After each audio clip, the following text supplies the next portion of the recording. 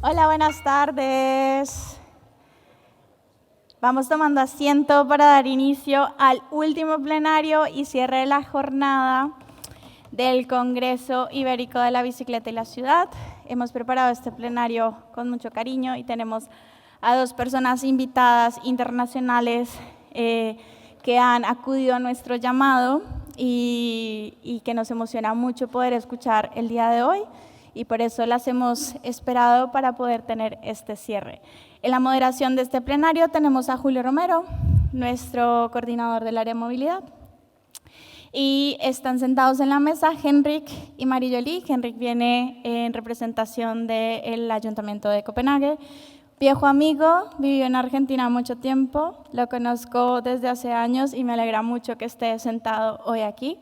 Y Marie, que por fin te veo en persona, también un gusto poder contar con tu presencia el día de hoy. El plenario estará hablado en castellano, ya que nuestros invitados internacionales dominan el castellano y es un placer para nosotros poder escucharles. Así que bienvenidos. Julio, te doy la palabra y muchas gracias por este espacio.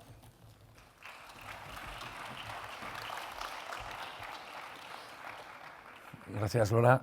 Bueno, ¿cómo estamos? Estamos cansados ya, ahí es como están los cuerpos. ¿Ganas de plato fuerte para acabar? Bueno, hemos dejado la infraestructura, casi nada, para cerrar este congreso. Sabemos que las ciudades no cambian porque no tenemos buena infraestructura, pero sabemos también que la infraestructura no es lo único. No hay buena infraestructura si no hay presión social, si no hay voluntad política. Sabemos que hace falta la formación, que hace falta la promoción, que hace falta muchos factores que confluyan juntos para que ese cambio que buscamos llegue, ¿no? Bueno, voy a leer unas líneas de introducción. Ya estamos en el último plenario del Congreso Ibérico de la Bicicleta y la Ciudad y no podemos cerrar de mejor manera que con una mirada inspiradora. Queremos ofreceros inspiración de fuera, buenas referencias, buenas prácticas europeas que nos muestran que otra movilidad no solamente es posible, sino que ya está en marcha en otros sitios y puede llegar aquí. Este espacio, titulado Buenas prácticas internacionales en ciclismo urbano, quiere ofrecernos aprendizajes, ideas y referencias en dos países a los que miramos mucho y que están marcando nuestro camino con decisión, que es Dinamarca y es Francia, como ejemplo cercano de que las cosas pueden cambiar y están cambiando. Vamos a comenzar con Henrik Lundorf Christensen, no sé si lo digo muy bien, funcionario en la Administración Técnica y Medioambiental de la ciudad de Copenhague, donde trabaja como consultor jefe de movilidad especializado en políticas ciclistas. Venimos justo de un taller en el que se habla de que al final nos cambiamos los roles, ¿no? Porque cuando las cosas de verdad cambian es cuando los activistas o la gente que somos usuarios llega a donde se toman las decisiones, y si desde el activismo no apelamos a donde están esos espacios de decisión, las cosas de verdad nunca terminan de arrancar. Henrik es presidente también de la Cycling Embassy of Denmark, la embajada danesa de la bicicleta, y tiene una amplia trayectoria, como ha dicho Lola, de asesor internacional, no solamente en Europa, sino en Latinoamérica, combinando políticas ciclistas con una mirada estratégica sobre salud, clima y educación. Trabajó 3 años en Buenos Aires, donde impulsó proyectos de urbanismo sostenible y fundó la ONG Argentina en Bici, que si no me equivoco es como el germen de una Conbici argentina, por lo que nos contaste ya, ¿no? Y por último decir que fue responsable de la Cumbre Ciclista de Copenhague durante el Tour de Francia de 2022. Estamos intentando que lleguen, este año va a haber algunas sorpresas en la Vuelta a España, estad atentas.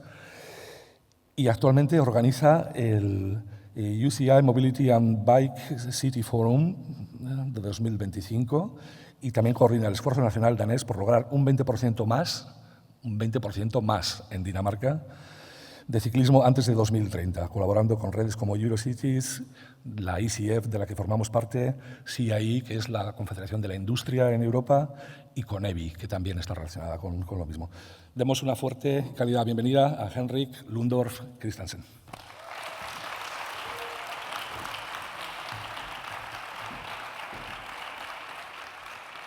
Perfecto. Estamos un resumen en argentino a esa biografía es que vendo humo. Eso es lo que hago. No, cuando tengo que resumir lo que hago, digo que soy un diplomata de la bicicleta. Y en el sentido de que yo no construyo ciclovías, ni ciclorutas, ni nada de eso. Yo cuento la historia de lo que hacemos en Copenhague. Trato de contar de lo que hacemos bien. También trato de ser honesto de lo que no hacemos tan bien y trato de aprender de todos ustedes. Y obviamente, habiendo vivido 6 años en Argentina, conociendo un montón de activistas en Argentina que fueron partes de hacer Argentina en bici, es súper grato de poder estar acá con ustedes.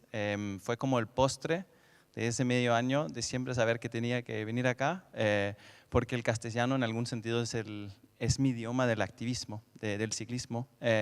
Y hoy tengo los 2 roles, soy activista, pero soy un caballo de Troya dentro del gobierno.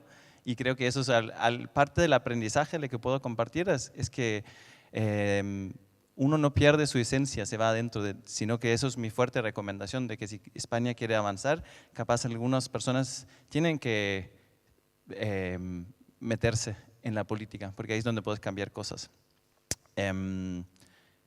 Es medio tarde, así que para empezar vamos a hacer un despertador, porque quiero enseñarles un poco de jerga argentina para que puedan reaccionar a la presentación. Así que primero lo voy a decir la frase y después lo dicen a su compañero al lado. Che, está buenísimo eso. Perfecto. Hacemos otro. En Argentina, cuando tenés que esforzar algo, no decís hermano o tío o tía. ¿Qué decís? Boludo o boluda.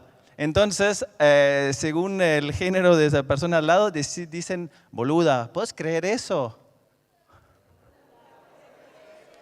Perfecto. Bueno, ¿ya están preparados para la presentación? Me enfoqué más en contar un poco de la método, de la forma como trabajamos y no tanto en lo técnico, y eso complementa perfectamente con lo que tiene Marie, porque hay un par de detalles más técnicas. Arrancando, la idea es básicamente construir puentes, por eso vine acá, para traer experiencias. Y eso es el evento que mencionó Julio, que hicimos la semana pasada con el UCI, y eso es un ejemplo de lo que tratamos de hacer con el ciclismo en Copenhague, que es juntar gente de muchos sectores, sector privado, público, la sociedad civil, internacionales, y tratar de que se saca la idea de que la bici pertenece a cierto sector o sea, no es solo tarea del sector público, no es solo sector de movilidad, sino que también la gente que trabaja en salud, con niños, inclusión social, tienen que trabajar la bici, pero también no es nada de izquierda o partidos ecologistas, sino que son para todos los partidos. La bicicleta es completamente ciega. Eso para arrancar, un poco de reparto modal en Copenhague, que lo puedes fraccionar de varias cosas, viajes para la gente que son de Copenhague y no del conurbano, esa misma gente pero siendo a trabajo de educación, o esa gente que van de trabajo y educación dentro de la misma Copenhague. Es decir, con la estadística podés hacer varias historias según lo que te conviene. Y según cómo haces el parámetro de análisis, podés decir, uy, 60% suena re loco. Lo más honesto que encontramos nosotros es decir, tomamos todos los viajes que sucedan en Copenhague, aunque no son la gente que vive en Copenhague, también la gente que viene, turistas o gente que viene para trabajo, y ahí esas son las métricas. Tenemos una meta política en Copenhague que es que en 2030 máximo los 25% de los viajes puede hacer en coche y mínimo 25% tiene que ser o a pie, o a bici, o transporte público. Y como ven, vamos bastante bien caminando y en bici. Tenemos un gran problema con el transporte público que no crece suficiente y con el coche particular. Y eso también es para reconocer que en algunos aspectos muchas ciudades españolas están muy avanzados a nosotros. Porque ¿quién puede decir que nosotros somos mejores si una ciudad española tiene menor tasa en la sección roja? Eso es la cuestión, se trata de eso. Y pequeño comentario de caballo de Troya, esos son los colores oficiales que manipulamos y yo con mis colegas decidimos sugerir a los políticos amablemente que el color más adecuado para el auto es rojo y sin más preguntas eso se instaló. eso es un ejemplo del problema que tenemos, que en lo que es el sector central, ya hay más viajes en bici que en auto. El gran problema es la gente que cruza la frontera municipal. Entonces, nos obliga a trabajar con los municipios alrededor de Copenhague. Hay en total en la región capital 28 y el gran problema es eso, la gente que viaja en auto dentro de Copenhague.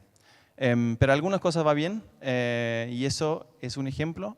Voy a usar muchas fotos de puentes porque son una buena ilustración de la metodología de cómo trabajamos. Porque para hacer un puente tenés que tener muchos componentes, mucha planificación, mucha plata y muchos distintos profesionales tienen que trabajar juntos. Y gracias a los puentes y la infraestructura tenemos un Copenhague donde mucha gente elige no tener auto o no compran auto número 2 porque pueden, por ejemplo, transportar sus niños o compras en la bicicarga. O tenemos infraestructura separada de las autovías que permite que puedas dejar a los niños andar solo. Los puentes que construimos no solo sirven como modo de atajo de A a B, sino también tienen que dar un atractivo al ambiente público, al paisaje. Por ejemplo, ese puente está diseñado como velas de barcos, porque el puerto de Copenhague antiguamente fue un puerto marítimo, hoy es para nadar y comer tapas, pero hoy en día, o sea, como para dar un saludo histórico, se diseñó así. O sea, no tiene ninguna razón práctica, pero es para dejar como una prominencia a la infraestructura ciclista, que no tiene que solo ser práctico, sino también tiene que inspirar. Y la alternativa, bueno, es eso. En muchas ciudades hay como esas flyovers de autopistas y nosotros a veces hacemos algo práctico. Eso de hecho es la primera puente importante y como ven ahí no hicimos tanto con el diseño, tiene un poco de Calatrava, no sé si fue él que lo hizo, pero bueno, sirve para un atajo también. También lo que es genial de los puentes, más allá de los atajos, es que permiten otra vista a la ciudad. Puedes ver tu ciudad en otro lugar y conozco mucha gente, más allá de la gente que conozco, lo hemos encontrado cuando hacemos encuestas, que mucha gente elige un camino más largo a casa para elegir alguno de esos puentes, para tener otra vista, para ver cómo cambia la estación. Entonces, el viaje en bici no tiene que ser siempre lo más rápido, tiene que ser entretenido. También es entretenido aprender a andar en bici.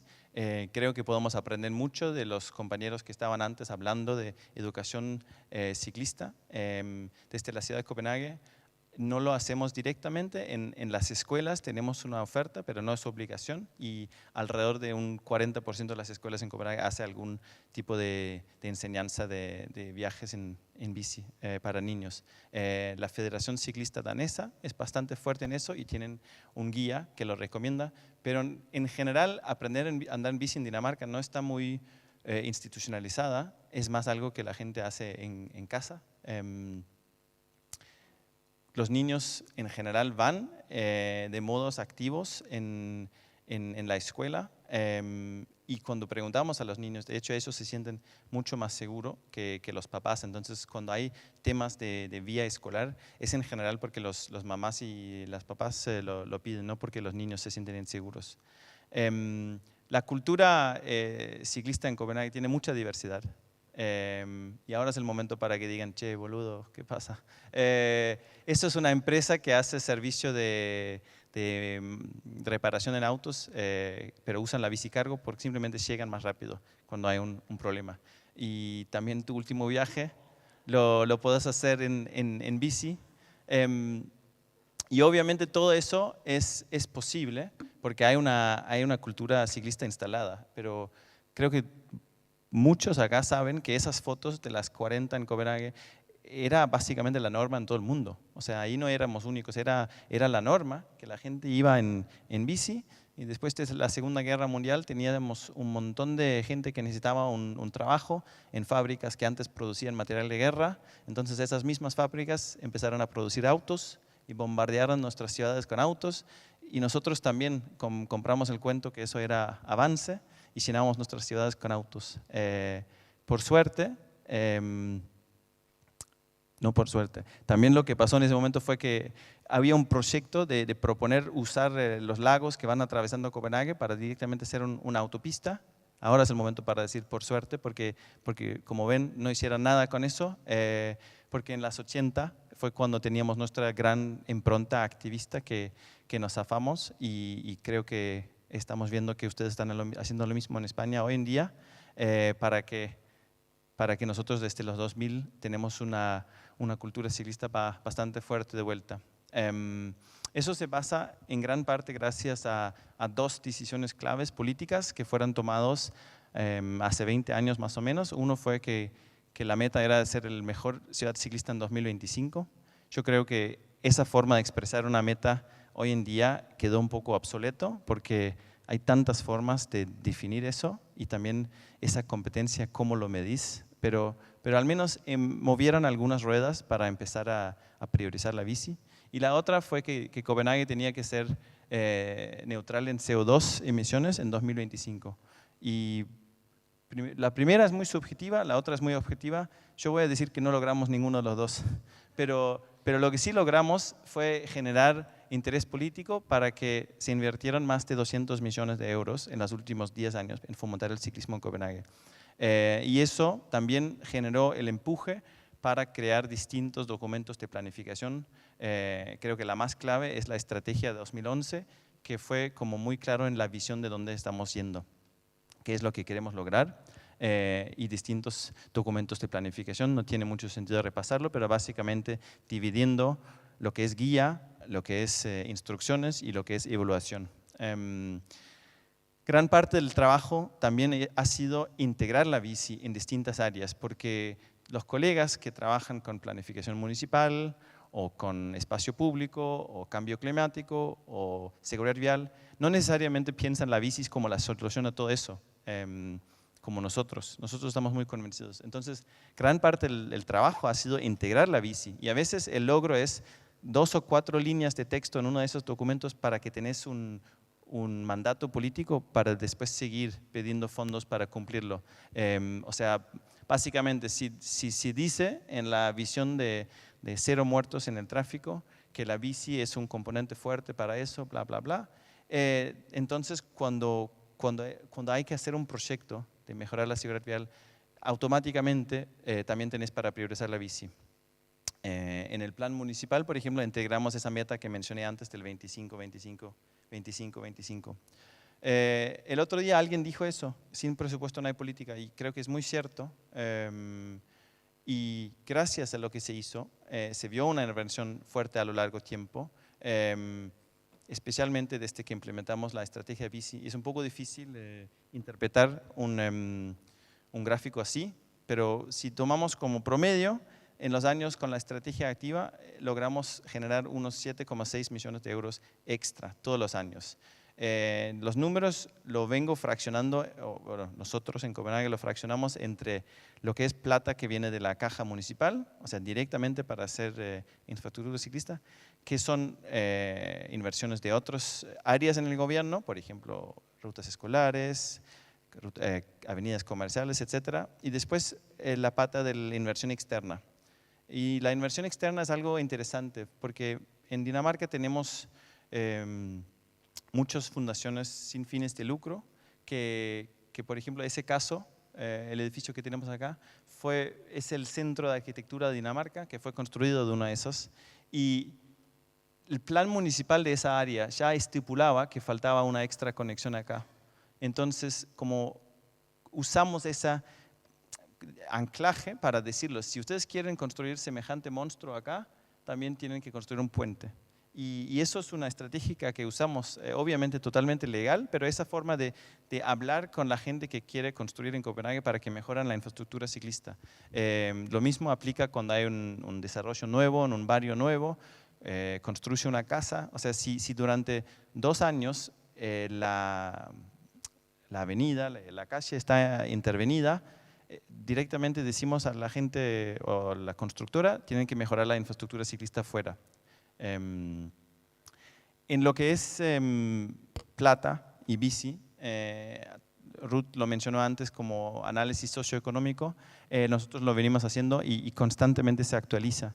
Ese número de hecho quedó obsoleto. Hoy en día el número más o menos es 1 euro de cada kilómetro hecho en bici que gana la caja estatal. Y es la mitad en bici eléctrica. Y en los dos casos, gran parte del beneficio es salud, mejoras en salud. Mientras que cada kilómetro hecho en auto es perder plata. Y obviamente esos argumentos usamos para conseguir fondos. Ahí abajo es el gasto en asfalto, accidentes, etcétera, ruido. Creo que aprendiendo de nuestro caso, hay que poner mucho enfoque en la infraestructura. Y esa frase, construirlo y vendrán, creo que es muy cierto. En una época no hacía falta y creo que eso, de lo que conozco de España, es un poco la visión de mucha gente en Madrid, pero creo que lamentablemente no fue posible tener esa convivencia, aunque puede ser un ideal muy lindo. Entonces, nosotros tenemos muy claro que hay que hacer infraestructura para fomentar el ciclismo y lo basamos en 3 pilares, que tiene que ser seguro, tiene que ser cómodo y tiene que ser rápido. Seguro en el sentido de siempre contemplar radios de giro, a veces marcar el sendero para el ciclista y en general trabajar la velocidad. Y un ejemplo de donde estamos muy desafiados en Dinamarca es que no podemos bajar la velocidad a 30 en Dinamarca. Eso es decisión del gobierno nacional, es que son dueños de la ley de tráfico y las ciudades no tenemos competencia de bajarlo, aunque rogamos y pedimos todo el tiempo. En lo que es cómodo, obviamente mantenimiento es un gran componente. Acá hay un ejemplo de el problema que no tiene en España, que es limpiar la ciclovía cuando nieve, pero en general el mantenimiento, no solo en limpieza, sino que también reasfaltar la ciclovía.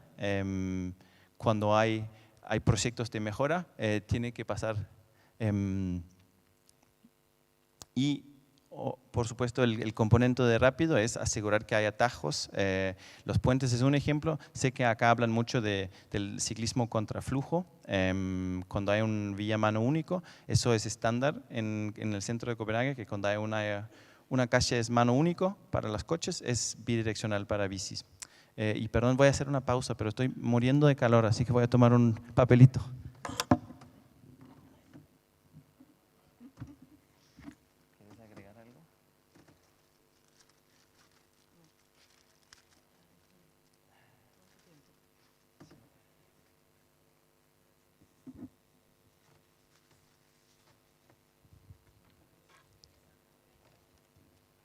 Bueno, seguimos.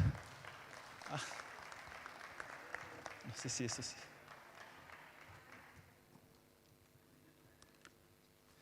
No tengo la manija para hacer eso, no sé cómo es la técnica. Bueno, en Copenhague la red ciclista viene expandiendo de hace muchos años, 120. A la izquierda es una foto muy vieja y a la derecha ven como la expansión. Y eso es, podemos decir, como el esqueleto sobre cómo descansa la cultura ciclista. Hablamos de la red primaria y secundaria. En la red primaria, eso venía a ser como avenidas y calles principales. En la red secundaria es más hacer como calmado, compartir el espacio. Pero en la red primaria tenemos eso, y eso es como digamos, el pan con tomate para la cultura ciclista en Copenhague. Es decir, ciclovía ancho, 2,20 metros como mínimo, separado de alguna forma, con plataforma para buses, estacionamiento, etc. Y eso es lo que tratamos de hacer en todos lados. Y es un poco aburrido, pero funciona. Y creo que podemos usar la idea de que hacemos un incrementalismo radical, en el sentido que es una máquina que anda y hacemos lo mismo en muchos lados, y cuando lo haces constantemente, repetitivamente, terminas teniendo mucha resiliencia en tu sistema. Y yo creo que compartimos entre todos ese desafío, que trabajar para la bici es mucha frustración. Hay que ir a hacer pedagogía, hay que ir a insistir con colegas de otras áreas y decir, contemplar ese ancho acá, y después dice el líder del proyecto, no tengo plata en mi proyecto, tengo que cumplir con ese rol, o no hay tiempo en la ejecución para hacer esa mejora, o un plan municipal que vos insistís que acá tiene que ir un cicloruta y dicen, no, mejor que lo vendemos el terreno para que desarrollen, o sea, constantemente insistir, y lo mismo en Copenhague. El mapa a la izquierda es incluido en la visión ciclista de 2011 que mencioné, y todos esos sectores con globos rosados eran áreas donde sabíamos que íbamos a hacer desarrollo de nuevas áreas. Entonces nadie sabía cómo iba a terminar, pero muy temprano nosotros identificamos que si íbamos a poner lugar para miles de personas, hacía falta esas conexiones o sea, todos esos negritos son puentes. Y vamos a volver a eso, porque básicamente ahora, 15 años más tarde, fueron construidos. Pero fue un trabajo de ir a insistir cada vez que hace un plan municipal o un plan local, acá tenemos que dejar lugar para eso. Y bueno, el trabajo es consolidar la red, cuando falta una ciclovía en una calle, agregarla, cuando falta de ancho, hacerla más ancha, o hacer cortocaminos, que por ejemplo puede ser hecho con volardos, ciclismo contraflujo, etc. Y bueno, el modelo funciona, pero como dije, esos puentes fueron construidos, y a veces el trabajo es eso, de anclar una idea 15 años en el futuro, y después ninguna de las colegas que construyeron eso